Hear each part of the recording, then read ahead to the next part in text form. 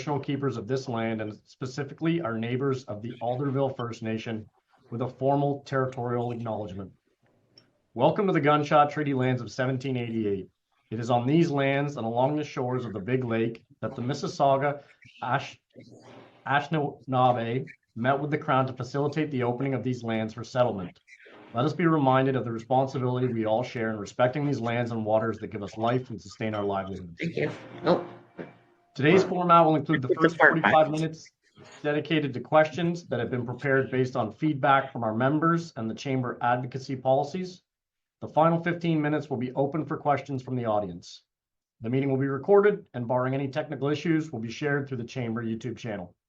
I'm pleased to introduce our moderator for today's meeting, Dale Bateman, who is also a director with the Chamber. Dale. Thank you, Patrick. We'll now begin with opening remarks from the candidates. Each candidate will have 1.5 minutes for their opening remarks.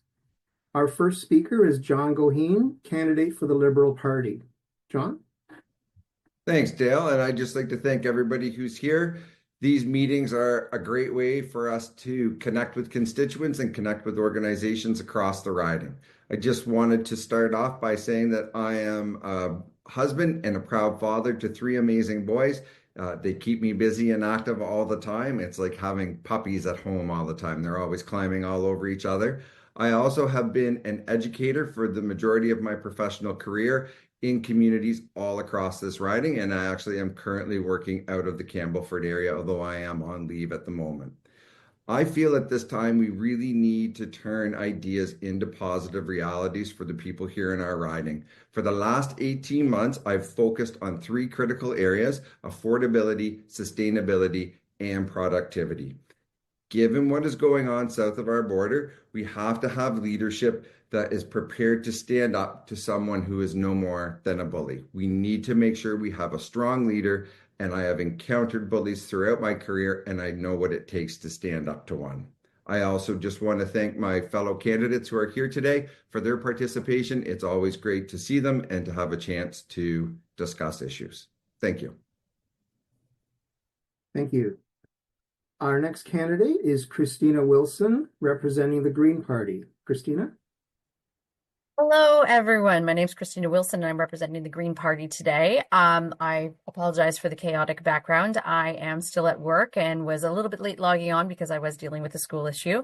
Our bell rings at 3:30, so it takes a bit to get organized here. Let's see, I'm Northumberland resident. I was born and raised in the village of Grafton. I've lived all across the world, but have ended up settling there after all on a property that my grandparents bought in the 60s. We have about 26 acres that is only a tiny bit cleared. Most of it is environmentally protected, and we have a little bit cleared for hobby farming. And I have 27 chickens now. We actually rehomed one this past week to a member who showed up on Sunday to our green event. I live out there with my 2 young children. I have a 6-year-old and a 10-year-old. I live with my parents, John and Jean Wilson, who are extremely supportive of me running for leadership. And my 25-year-old nephew also lives on the property. So certainly affordable housing is a big one on our mind, and the jumps and loopholes we've had to go through in order to get zoning for appropriate housing on our property. And of course, because I'm green, climate is a big issue for me. We are in the middle of a climate crisis, and I think a lot of our food insecurity and our rising costs is a lot of it is all can be blamed on the climate issue. And there are things that we can do going forward as a government, as Canadians, to improve our lives and improve the affordability. Thank you. Thank you. Next up, we have Ava Becker, candidate for the New Democratic Party. Ava? Yeah, I just wanted to say thank you again to everyone who's attending this, and to the Trent Hills Chamber of Commerce, to Patrick for hosting this, and to Dale for moderating. I'm born and raised in Cobourg and Port Hope, and I currently am a student at Trent University in Peterborough, studying environment and resource science. So that's a big issue that's important to me. I'm really grateful to get to represent the NDP here today. I think that events like this, which facilitate the discussions on the topics that people in Northumberland care about, are so important. Too often, political topics get argued about they become too divisive and we don't spend enough time listening to each other.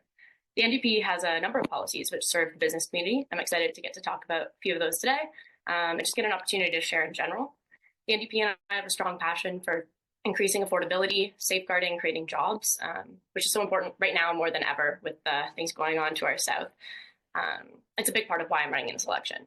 Among Commerce issues, other issues that are really present in Northumberland include affordability, seniors care, and better healthcare. With NDP, I will fight for all of these improvements so that everyone from a small business owner to students to seniors feel supported by their government in Northumberland and just in Canada in general. Thank you. And closing out our opening remarks is Philip Lawrence, candidate for the Conservative Party.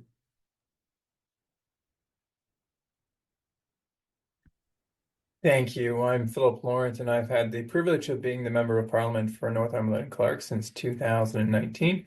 I'm running for re-election.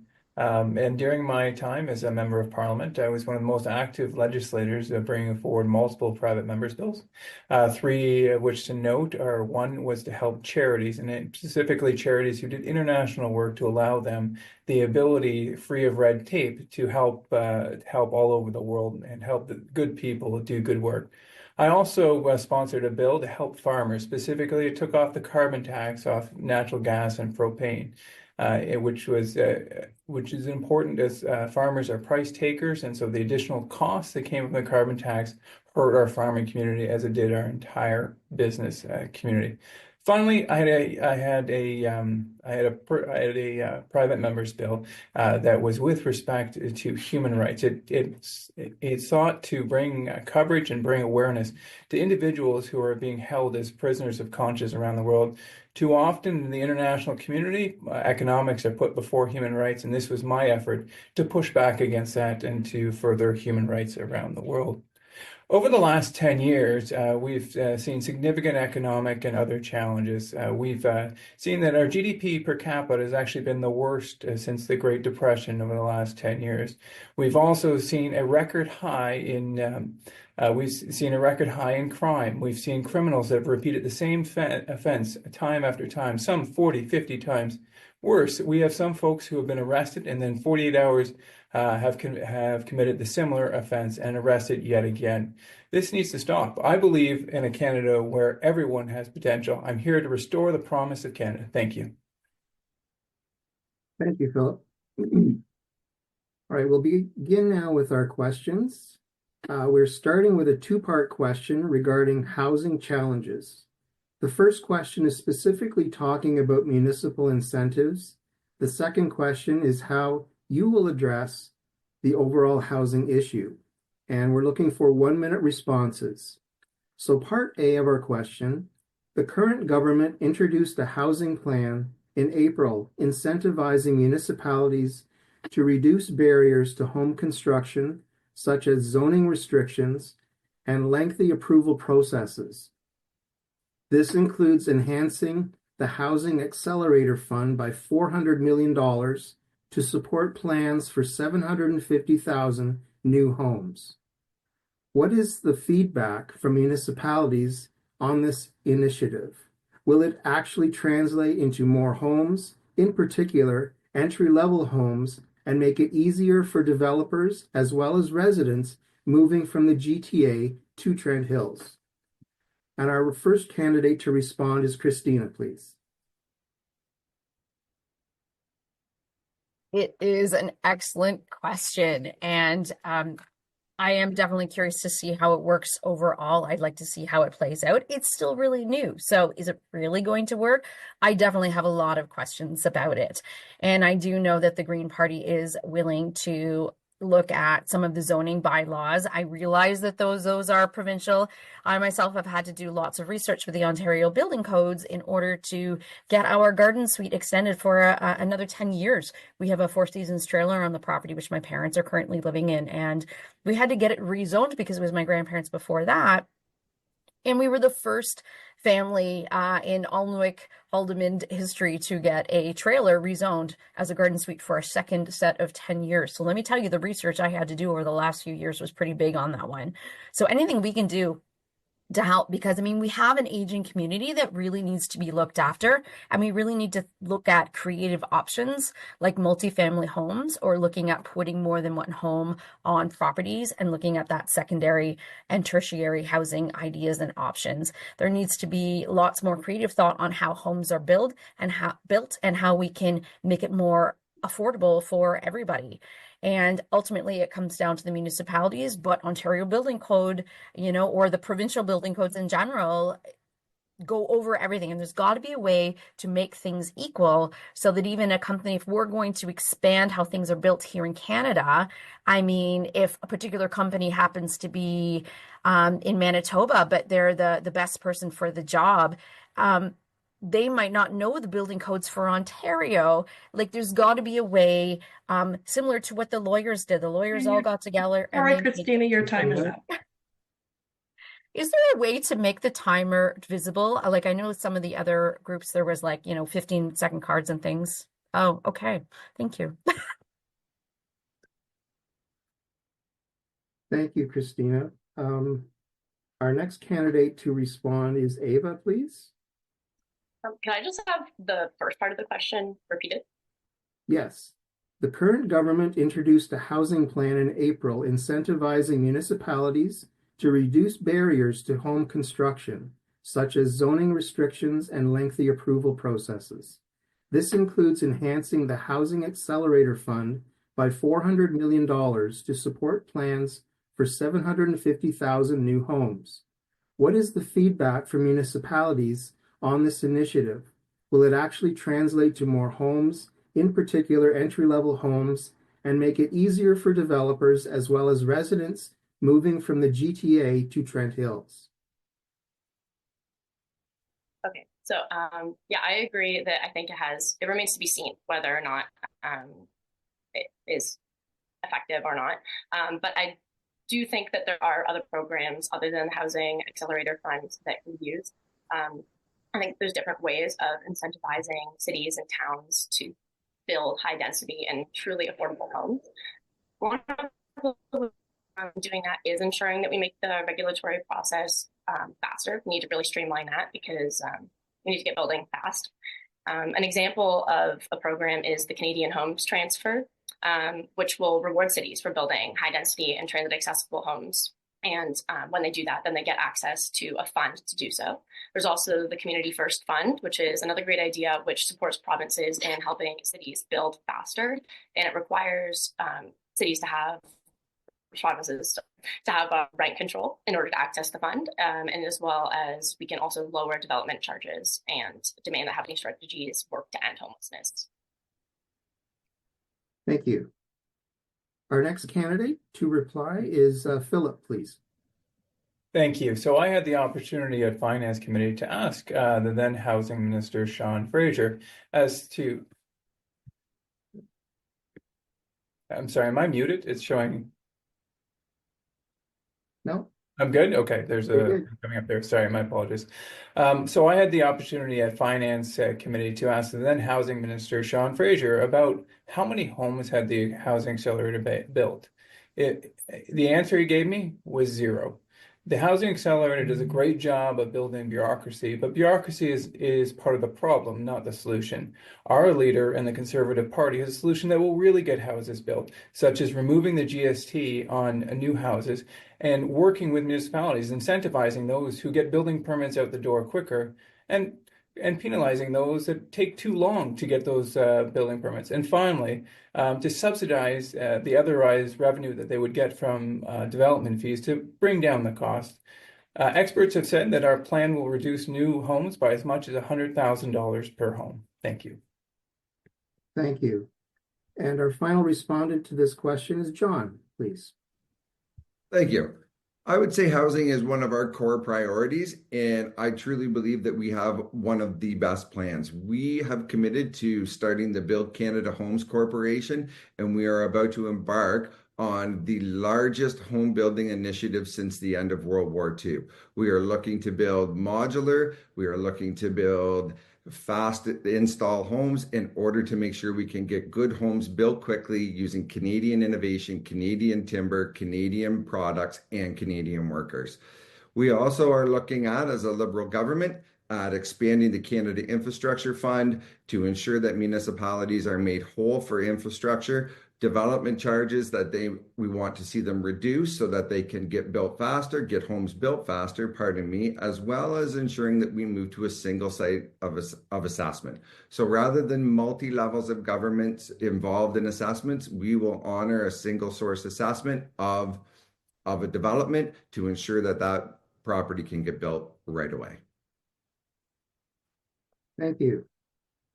Part B of this first question, again with a 1-minute response each, is as follows. Could you please explain how your party's overall plan to address the housing issue will be applied specifically to our riding? We will begin with Ava, please. I think that one thing that our riding specifically can really benefit from is cooperative housing. That was something that before the Liberal government took power in the 80s had a lot of federal funding for across Canada. And I think that cooperative housing is, we have some examples of that in the riding, like the Sutherland Housing Cooperative in Cobourg. And I think that that is a truly amazing way to tackle the affordable housing crisis by giving tenants a kind of a democratic process to have buying power and actually be able to afford their homes. We can employ funding for those kind of innovative solutions, because at the end of the day, affordable housing in Northumberland isn't going to just look like hiring more developers to build suburbs that are targeted toward people retiring from Toronto with a lot more money than the citizens that worked and grown up here. So it's those kind of innovative solutions that I think that we can bring to this issue. Thank you. Next respondent, please, is Philip. So after 5 years, I've developed a strong connection with many of our municipal leaders, whether you're talking about Bob Crate or Warden or Brian Ostrander. And so it's my plan to, if in fact we are, or if not, if we are awarded to be a majority government, to work with these municipalities, work with these municipal leaders to make sure that they're getting those building permits that are out the door so they can receive the additional funding to help our communities to build yet more homes. Secondly is I will work with our MPP, David Piccini, to make sure that there are provincial legislation that works in concert with our federal legislation to encourage, incentivize the construction of homes and to do it in a way that's both sustainable and environmentally friendly while protecting our farmland, because while we certainly need houses to live in, we also need places to grow our food so that we can feed ourselves for generations to come. Thank you. Next to respond is John, please. Thanks, Dale. We've committed as a Liberal Party to look at how we can repurpose existing structures within our communities to create affordable housing opportunities for all of our citizens. As well, we want to embark on an ambitious loan and grant program to help to accelerate the construction of affordable housing units for people. This is similar to the program that was done in the 70s, where we saw tens of thousands of units built. I would also just like to add, having traveled across Northumberland-Clarke, I see opportunities here for us to be at the forefront of the home construction industry and of the modular, and I have referred to them as flat pack home industry. We are ideally situated in Canada to transport these homes across the country, both to the east and the west. This is an opportunity for us to create jobs right here in Northumberland-Clarke. Thank you. Thank you. And our final candidate to respond is Christina, please. Hello. It's funny, after 4 years, like when we ran 4 years ago, everything was done virtually, and now everything's been so in person. I'm a little bit thrown off by the virtual. I'm not going to lie. Okay, I would like to talk about first of all the comment that housing is a human right, and we need to think about the things that we have here in Canada. Canada already knows how to build good housing. We've been doing it for years, but we do need to reinvest back in the infrastructure of building the actual homes. And we have several companies close by, some up in the Lakefield area that are actually building modular homes that would be very wonderful and beneficial. We looked into that when we were looking at whether we keep the trailer on our property or build a modular home, and I found like at least 5 companies within 45 minutes. But the big thing is we want to think about also protecting that farmland, the idea of building up and not out when it comes to our area, and being careful that we're not contributing to urban sprawl and becoming like the cities, as Toronto keeps encroaching, coming out from the east and encroaching on our area. Thank you. Thank you. Time for our second question. Again, 1-minute responses for each candidate. Many local businesses face significant challenges from tariffs and shifting global trade dynamics. What concrete steps will your party take to help Canadian businesses, especially small and medium enterprises, diversify and access new international markets? And we'll begin our responses with Philip, please. Thank you very much. So first, we want, for those folks whose businesses are affected by the tariffs, I wanted to tell them that, I understand the challenge, the uncertainty, and the fact that they're scared. And I want to let them know that if we are elected a majority government, we will be there to support them. We'll make sure that businesses have the liquidity they need to get over this crisis. For the longer term, we need to make sure that Canada is as strong as we can. So we need to eliminate interprovincial trade barriers so that we can trade with ourselves as well as trading with the rest of the world. Over the last 10 years, unfortunately, we've seen a restriction on our ability to hit markets around the world, whether that be at ports to get us out to the West Coast, or whether that be getting pipelines across so that we can get oil and natural gas to Europe so we can get them off the dependency of Russian oil. So we will open up a national energy corridor that will allow us to move our energy from coast to coast, keeping Canadians strong. Thank you. Thank you. Our next candidate to respond is Ava, please.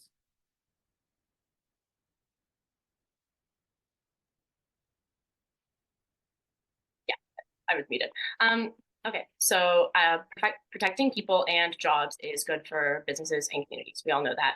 And we need to develop a national strategy aimed at really boosting domestic manufacturing and value-added processing. We also could work to build an east to west clean energy grid. Keyword on clean energy, because we need to become, one, self-sufficient, but we also need to tackle the climate crisis at the same time. And that kind of approach to issues like this is important because you can't just focus on business. You also focus on environment and fixing multiple issues with one all-encompassing solution. Building that energy grid using Canadian materials and Canadian labor is also a great way of safeguarding jobs. That's something that's really important to me. And I think that keeping processing here in Canada is something that the government can really step in and ensure so that we retain our labor force and processing power here in Canada. Thank you. Our next candidate to respond is Christina, please. First, a really quick apology to Philip there. I forgot to mute myself and was playing with my binder, and I just realized after I was making a lot of noise. Sorry about that. Okay. Now, when we were in Brighton last week, I noticed advertising and signs for local initiatives of coming and buying local that they had going on. And I really love that concept and idea. And I do think that as your local representative, I would definitely be jumping on board and tying in with municipalities and increasing these initiatives to increase sales within local communities. The Greens and I have a plan to reform the tax system. We're looking at completely eliminating federal tax for houses that are under $40,000. What does that do? It helps them buy more locally. It helps keep the money locally. They're now going and buying items in the local shops. I also like that concept of eliminating the trade barriers between the provinces. There's a lot of issues there with all the regulations within the different provinces, and I think there's a lot of places where we can equal those out in order to make buying Canadian and buying within our own country feasible. Thank you. Thank you. And finally, for a response, we'll hear from John, please. So firstly, I would like to see us expand funding to our Community Futures Development Corporation, as well as the Eastern Ontario Development Program. Those are two important organizations that provide supports to our small and medium-sized businesses here in Northumberland-Clarke, and we know those businesses are the backbone for our communities. We need to also make sure that we are breaking down interprovincial trade barriers. Prime Minister Mark Carney has committed to dropping all federal interprovincial barriers to trade by Canada Day. This will help to open up somewhere between $70 to $80 billion of trade, which will help to offset any of the impact of the tariffs we may experience. And we know that that will happen again shortly. I also am very proud to say we've committed to AI development centers to ensure that our small and medium-sized businesses have access to the same resources and materials as the large corporations. Thank you. Thank you. Now it's time for our third question. Again, 1 minute responses each, please. And we will now reverse the order of speaking. Some businesses in our region have lost contracts or are struggling with increased costs due to trade barriers and tariffs. How will your government support companies that have been negatively impacted by these shifts? We'll begin with Ava, please.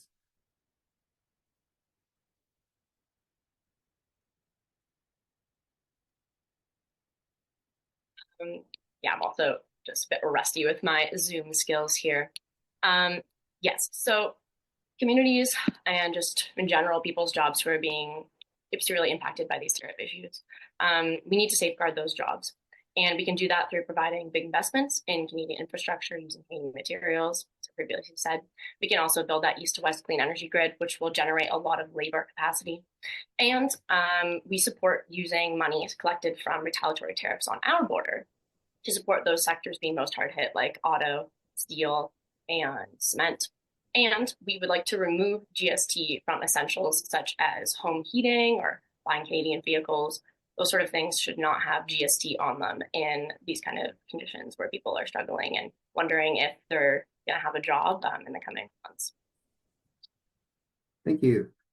Next to respond is Christina, please. I'd like to take this opportunity to discuss a really interesting idea that the Green Party of Canada has come up with.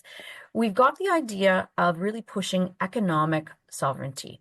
And what does that look like? It means creating strategic reserves within our own country and not just selling off the raw products. We see countries like Sweden who are able to not just sell the raw logs, but actually take that and then they have the factories within their country to turn that into furniture, and they earn way more selling the furniture than they do on the raw product. For too long, Canada has just been selling off our raw products and our natural resources, and we need to find ways of encouraging our businesses of actually using those products and putting incentives forward for companies within Canada and relying on our crown corporations to build up those reserves so that we can sell at a better rate within Canada and to reliable trade partners. Thank you. Thank you. Next to respond, we'll hear from John, please. Thank you. We need to continue to support our small and medium-sized businesses. I had mentioned previously the loan and grant programs that we have available in this area of the country.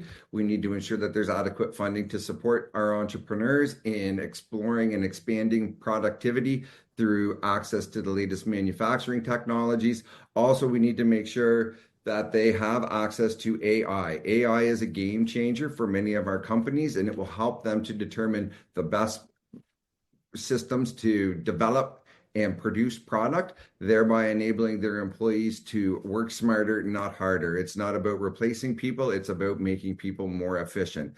We have to help our small businesses open up new markets. We've already spoken about the interprovincial trade barriers, and we have committed to creating an all-in-Canada supply chain to support our automakers so that we can continue to see that sector of our economy expand and grow.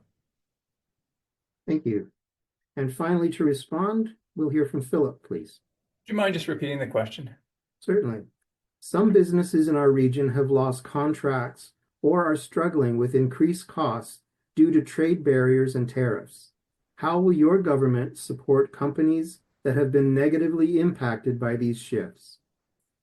Thank you. So some of the tariffs that or some of the increased costs that our business owners are experiencing are because of retaliatory tariffs or our own imposed tariffs. And so what I was doing before the election is collecting and talking, and we talked to numerous organizations tens, if not hundreds of different organizations about different retaliatory tariffs or self-imposed tariffs that were hurting them. And so that we fed those back up to the government. And I'm proud to say that we were able to get a number of exemptions actually from those tariffs, which helped us preserve our businesses. Secondly, as I noted before, we're going to set aside a fund to make sure that businesses affected by this, they have liquidity to get through this crisis. And I'll just tell you, I've been struck by a number of heartbreaking stories along the trail, but one particular one was with a recent announced closure of Post. An individual who was in his 60s with close to 30 years of working there was now left unemployed and came to me and said, "What do I do, Phil?" And this is close to my heart. We need to protect that most sacrosanct relationship between employer and employee. Thank you. Thank you. Our next question, question 4. Small businesses are the backbone of our economy, but often don't have the resources to weather rising costs, trade disruptions, and supply chain challenges, or regulatory burdens. What specific measures will you implement to support small businesses in these areas? And we'll begin our responses with Christina, please. Challenging one. I feel like I realize this is a chamber event, but the questions are all very similarly related in my head. We definitely want to do what we can to protect the small business. Too often, my memory of growing up in the Cobourg and Port Hope area is seeing what happens as these shops constantly turn over. And there definitely has to be a better way of making sure that these small businesses can survive and weather the storm. So I think certainly tax breaks are a big way to do that. And the Green Party is offering the middle class and lower income of a reduced tax rate going on in the future. So that should, again, help with the businesses going forward. But we need to add more. I think the targeting of small businesses specifically, they really need that leg up, that when we realize that that the businesses are struggling as the trade issues happen going forward, we need to do what we can to help out the small businesses. Thank you. Thank you. Next to respond, we'll hear from John, please. Thank you. And I go back once again, to the Eastern Ontario Development Program. I think it's an important resource for our small businesses to access funding, but I do believe we are looking at made in Canada solutions for many of our initiatives that the Liberal Party has announced. I go back again to the idea of modular or flat pack housing. We will be looking for Canadian suppliers to help to produce the materials needed to create those homes, to build homes. I see opportunities for our manufacturers here in Northumberland-Clarke, in the Trent Hills area. I see opportunities across our riding for people to have well-paying, stable jobs that will enable them to afford homes, that will enable them to put food on the table, and will enable them to do things with their family, which is an important part of being here in this riding. Thank you. Next to respond, we'll hear from Philip, please. Thank you. Small businesses, as has been said, are the backbone of our economy. Over the last 5 years, I've talked to many small business owners, and what they say is that things have just gotten tougher and tougher. And I could go through the different macroeconomic states and tell you that we have one of the lowest economic growth in the G7, the OECD, and the fact that we have one of the lowest capital investments in the G7 as well. But that doesn't really capture it. What captured it is going down to your local store owner in Port Hope or talking to a farmer in Crammy, the challenges that they're facing. And what they say most often is, we need government just to get off our back. So we need the carbon tax not paused just before an election, but actually eliminated. We need a reduction in income tax so that we can keep more of our dollars. We need red tape to be eliminated, and we've got a plan to do all of that, and we'll restore the hope for our business owners. Thank you. Thank you. And our final candidate to respond on this question is Ava, please. Yeah, I think as we all recognize, small businesses truly are the fuel of, especially our riding. Every town relies a lot on tourism, and so small businesses support that vastly. NDP will work to bring together all levels of government, including businesses and unions, to develop a national strategy aimed at really helping manufacturing and processing. But that's on a broader business sense. In terms of small businesses, we can really just reduce taxes, honestly, and ensure that it is easier for small businesses to thrive, as well as employing rent control, because I know that's a big issue for small businesses. Their rent just keeps rising, and so they're not able to stay in those spaces that they've built their business in, and so they have to consistently keep moving, and that makes it really hard to keep a consistent consumer base. Thank you. Our next question, question 5. Many businesses, especially in rural and small town communities, are struggling to find and retain workers. What is your plan to address labor shortages, particularly in sectors like hospitality, agriculture, trades, and healthcare? And our first respondent will be John, please. Thank you for the question, Dale. We have committed to support farmers. We know the important role that small farms and family farms play in our economy. We have committed as a Liberal government to maintain the supply management system to protect our poultry, dairy, and eggs. We've also committed to making whole any farmers that are losing money as a result of tariffs or environmental issues. If they, bad weather and they lose crops, we want to make sure that those family farms maintain their viability and their ability to employ people. I have a number of friends who operate farms. They employ people. I know how important it is and the role that plays in our economy. We also want to look at how we can expand the domestic food production here in Canada by granting an additional $200 million to ensure that rural and small areas are given the opportunity to process the foods that they grow right in their communities. Thank you. Thank you. Next to respond, please, is Philip. Thank you. And I've had the opportunity to have discussions with potential manufacturers. And one of the things that they spot, that they attribute to an inability to move in Canada in general, is the incredible increase in housing costs. And so with the increase in housing costs, it makes it difficult for us to get businesses. It used to be in Northumberland, you could get a house for $500,000, $400,000 on average. Now it seems like the starting entry is $800,000. So if we want to attract more individuals and have more success in our community, we need to get housing costs under control. Secondly, we have a lot of great professionals right here in our community. We have doctors, we have engineers, and right now they're earning low wages because their professional accreditation are not being recognized here in Canada. We'll have a Blue Seal program, which means within a matter of months, if you're a doctor and you can practice at Canadian standards, we'll recognize that and we'll get you out helping patients. Thank you. Thank you. Next to respond, please, is Ava. Can I just have the second half of the question repeated? Yes. What is your plan to address labor shortages, particularly in sectors like hospitality, agriculture, trades, and healthcare? Okay, yeah. So for this question, I really want to narrow in on healthcare. It's something that I think we can all agree on used to be a point of pride for Canadians, but I think that we need to get back to that point. And we can do this by really striving towards providing a full, comprehensive, universal healthcare program.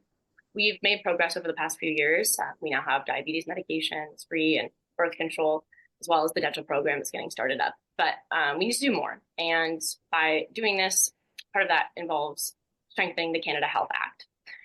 We also need to better working conditions in the healthcare sector and provide better care, because it's not as simple as just hiring more doctors and nurses. We have to incentivize that and make people want to stay, because we're seeing a rise in privatized healthcare, which gouges people desperate for medical attention just because they don't have a family doctor or access to someone who can get them the help that they need. So that's what we can do by stopping for-profit healthcare and increasing our public sector.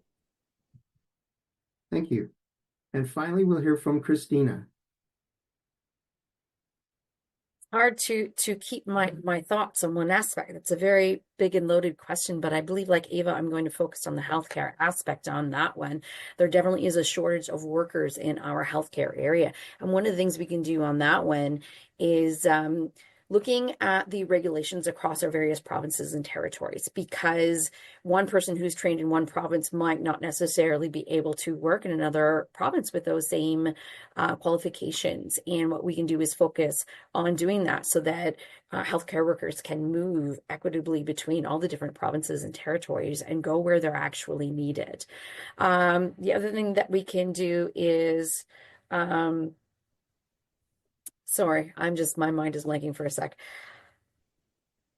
Agriculture. There's a lot of incentives, ideas going forward for agriculture as well, including incentives for retraining and pushing for more organic farming, but making sure that farmers can afford to do that.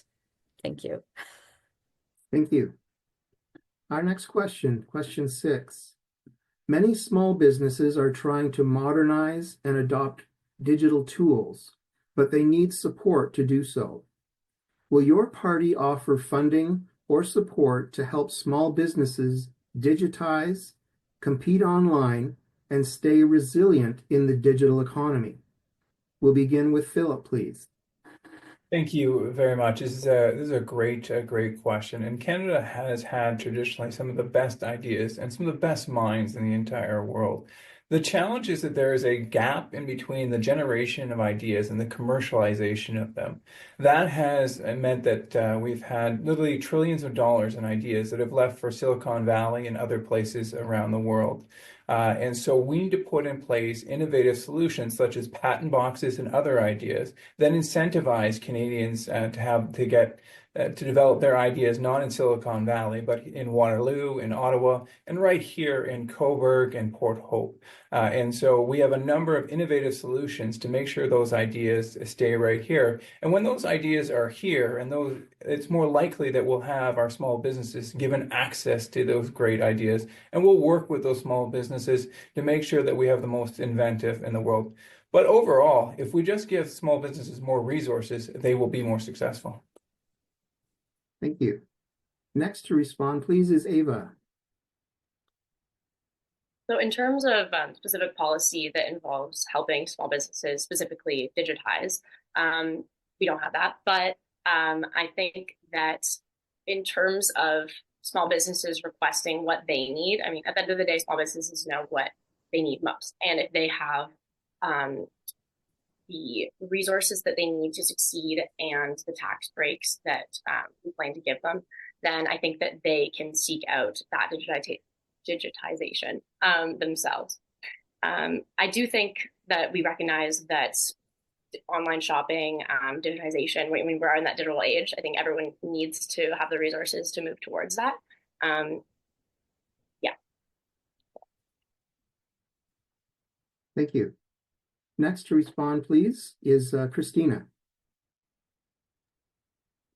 The dangers of working in a school after hours. I just had to have a conversation with a custodian that maybe he could just keep it down in the other room as he fixes the window, because our building has some crumbling issues and water damage from all the heavy snow this winter. Yes, absolutely. We live in a digital age, and we need to do everything we can to incentivize and help and develop programs that small businesses can access that are free, that they can upgrade their own systems and have a hand up in order to do that if they're going to stay in the current digital age. And the concerns going forward with AI, unfortunately, the reality is as AI becomes more adept and more usable, as it learns, it is going to start eliminating some jobs that are out there. That is a reality that's going to be happening, and certainly implementing something like the Universal Basic Income Project to make sure that every Canadian is able to survive and have a livable income for the future, regardless of what happens with technology. Thank you. And finally, to respond is John, please. Thank you. And Christina, I hope they get the building issues resolved quickly. I always had a soft spot for that school. Anyway, just quickly, I would like to speak again regarding our Made in Canada AI solutions. A Liberal government has committed to AI data centers that will enable people and small businesses and medium-sized businesses to access AI. Artificial intelligence is the future. It is not on, I will push back on Christina a little bit and say it is not about replacing people. It is about creating efficiencies for people. It is about creating streamlining processes and allowing businesses to understand the flow, the inflow of resources through to production and then the shipping, to optimize all of those channels to ensure that they are getting maximum output for inputs and thereby increasing their profits, expanding, hiring more individuals, which in turn grows our economy. Thank you. Thank you. At this time, I would like to ask if there are any questions from the audience. We have time for 2 questions, and if not, we'll proceed with our final 2 questions that we have pre-selected.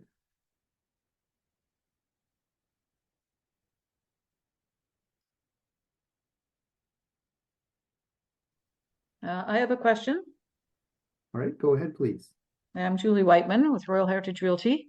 Thank you for coming today. We appreciate your time. Phil touched on this a little bit, and I'll put this question out to Phil, I guess. Because of the recent closure or news of Post Canada leaving the Cobourg area, that's a real hit on our county. And I wonder if the people in power have any new initiatives to bring industry back into our county. I mean, I'm sure there's lots of things that go on in Ontario, but what is it that we can give people now to say, yes, we're really working hard to bring somebody in that's going to employ the poor people that have lost their jobs? So Phil, I'll ask you that question. Sorry, the last part, sorry, you just broke up a little bit there. Could you just repeat the last part of the question? My apologies. Yes, I just wondered if there are any new initiatives to bring industry back into our county now that we've lost, one of our bigger employers. Yeah, so 2 answers or 2 parts to this answer. One is just in general, we need to put in place the conditions precedent so that businesses see Canada as a destination in which they want to operate in. Unfortunately, over the last 10 years, we've had one of the highest rates of taxation for businesses, one of the highest levels of red tape that has made business exceedingly difficult. So to give you an example, when Ireland has a multinational, they will contact the government of Ireland, and Ireland will say, here's the land, here's the employees, here's everything you need, and give them their white glove treatment. And so we need to reduce our taxes and our red tape to make it favorable for businesses. And then my part as the MP, I will be out there selling our communities nonstop to anybody who will listen to me from around the world to locate their plant, their headquarters right here in the best place in the world in Northumberland-Clarke.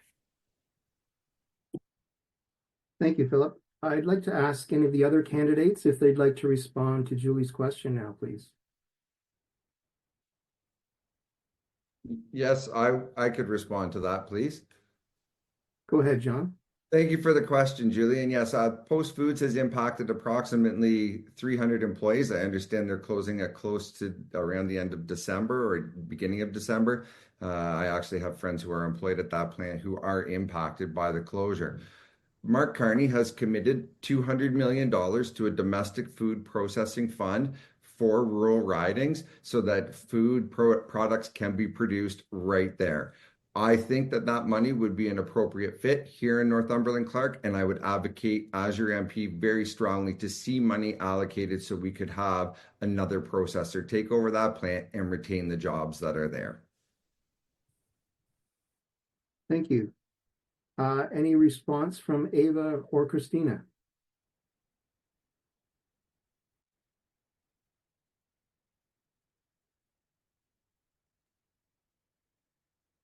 All right.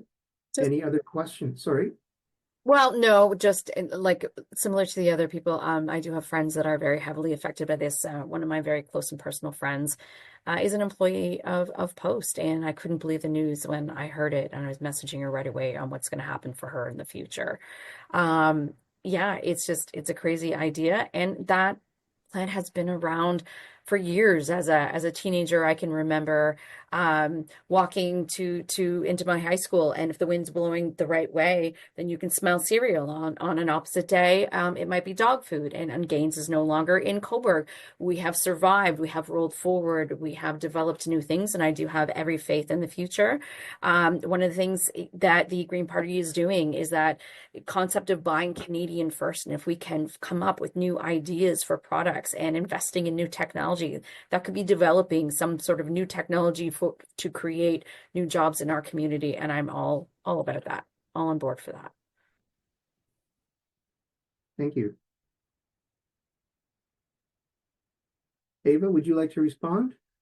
I don't really have any new ideas on how to, keep processing here, other than what's already been mentioned. But in terms of supporting those workers who will be out of their jobs by the roughly December mark, I do have confidence that if we have proper employment insurance and such like that, and also we can take regulatory steps to make it harder for companies to just lay off employees and move their processing back to the United States, because it is incredibly important, as we all realize, to have self-sufficient processing here in Canada.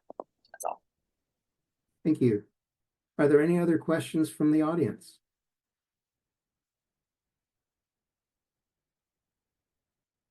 All right, we'll proceed then with our final question. Lack of high-speed internet continues to limit growth for rural and home-based businesses. What are your party's specific targets and timelines for ensuring reliable, affordable broadband access in every community? And we'll begin with Christina, please.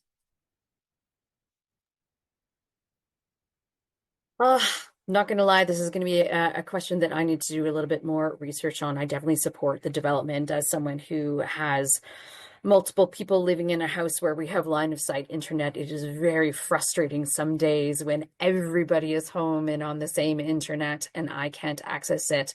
And even the school computers some days like to fritz up and not behave on us. Anything that we can do. Does the Green Party have a specific plan? I'm going to have to look into that and research a little bit more information on that one going forward. I imagine they do, and this is definitely going to be my big lookup. I kind of wish I got to go last so I could try and find the policy document and look at the specifics. I do know, once again, it's that using of our own natural resources. We have the resources here in Canada. What we need to do is push for investing in the technology and building it here in Canada in order to make it better. We see other countries across the world doing this and creating excellent broadband situations there. Why can't we do it here in Canada? There's no reason. Thank you. Next to respond, please, is John. Thanks for the question. And having lived, actually, I do live in the country right now. I know how important high-speed internet could be. When we were online schooling with our children, that was something that was a daily frustration for us. I'm sure, Christina, you can share my frustration with that as a fellow Grafton resident. So, stable high-speed internet is important. I do not believe we have a specific policy on that, but I can say it would be very important for us to explore multiple different avenues. There are a variety of made in Canada solutions, such as blown in fiber optic versus the traditional line, that we need to explore and be ready to support. I think that we need to look for made in Canada solutions rather than engaging in contracts with less than reliable partners, especially less than reliable partners to the south of the border. I would like to see made in Canada high-speed internet across all of our communities. Thank you. Next to respond, please, is Philip. I'll just empathize, of course, during COVID, my wife's a professor, and so she was trying to teach a class while I was in Parliament while the kids were trying to learn. And there's a very cute video out there somewhere of a stuffed animal climbing over my shoulder as I'm trying to give a speech in Parliament. So at least one good memory from those times anyways. But what I would say is that ultimately it's competition that drives down costs and improves service. And unfortunately, over the last 10 years, we've seen a government that's allowed mergers, whether that be HSBC and RBC in the banking or in the telecom sector. We've seen that with Shaw and Rogers. We need more competition and not less competition to drive down those costs in order to improve a service. As your MP, I will be completely committed to advocating for the enhancement of that competition in our area so that we can all have a reasonable option. Internet is no longer optional, it is a requirement for daily life. Thank you. And final candidate to respond is Ava, please. Similar to some of the others, we do not have a fully fleshed out policy on the specific metrics and times of when we would bring broad access internet to all the rural communities, but it has been released that that is part of our plan. We just don't know exactly when and at what time span that would be happening. However, I would just like to say that I really support that happening, and it needs to happen fast, because just as we shift away from such a long commute-based economy that we've kind of been moving towards in the past decades, if we want to see like sincere environmental change, then we need to have less cars on the road for a longer time. And part of that is being able to work from home, which is something that only those with access to a secure internet connection have the privilege of doing. Thank you. So that concludes our questions for today. We now have enough time left to go into our closing remarks for each candidate. Each candidate will have 1.5 minutes for their closing remarks, and we will begin with Philip, please. Thank you very much. It has been an opportunity and a privilege and an honor of a lifetime to serve as your MP for Northumberland, Peterborough South. Unfortunately, during the last decade, we've seen significant challenges. We've seen the worst economic growth per capita since the Great Depression. We've seen investment slow down, $500 billion flowing from Canada into the United States. We've seen crime rates increase significantly, which has made Canadians feel unsafe and also inhibited business. And now we, of course, have the challenge from the United States. What we need to do in the short term is to renegotiate CUSMA and stop the instability and uncertainty of these ever-changing tariffs, so that we can have certainty for our business community. And further, long term, we need to develop an energy plan that allows all Canadians to increase in prosperity because of the trillions of dollars that are underneath our feet. We need to build pipelines and ports and infrastructure to grow our businesses. We need to reduce the burden on our small businesses. We need to reduce the amount of taxes that they pay, the amount of red tape that they face, because small businesses are really the heartbeat of our community. We need to make sure that we give them every opportunity to be successful. And quite frankly, over the last 10 years, they've faced way too many headwinds. And I firmly believe, underneath the Pierre Poilievre Conservative government, that these businesses will have the opportunity to be prosperous again. Thank you, Philip. And now for her closing remarks, we will go to Ava, please.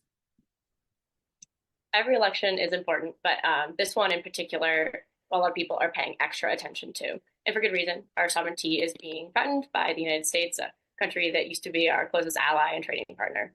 It's important that we do not change our country in a reactive way to Trump's threats. Instead, I want to change our country to become stronger and build policy that supports every citizen. This election cannot be framed as a one-issue election around tariffs and carbon taxes. To do so undervalues the day-to-day issues that affect Canadians and are equally as important. The NDP and I can promise you a government that prioritizes both communities and national policy. We need politicians who are responsive to local and national priorities like strong healthcare, affordable housing, education, business, and the environment. I want to run as the NDP candidate in this election because the NDP was built by and for the working class. And that's what Canada needs right now. Leadership that cares for all and knows how to get things done. Well, this election's timing was very short notice, and I am currently in the midst of exam season. I didn't let this stop me from running. As Member of Parliament for Northumberland-Clarke, you can be sure that I will keep my commitment to represent our community and country with fairness and work to deliver my promises to each of you. And if you want to investigate my platform a little bit more, I have some social media out there. My Instagram is Ava for like the number Northumberland, and my Facebook is just Ava Becker. And my website is avabecker.ndp.ca. Thank you, Ava. Now for her closing remarks, we'll go to Christina, please.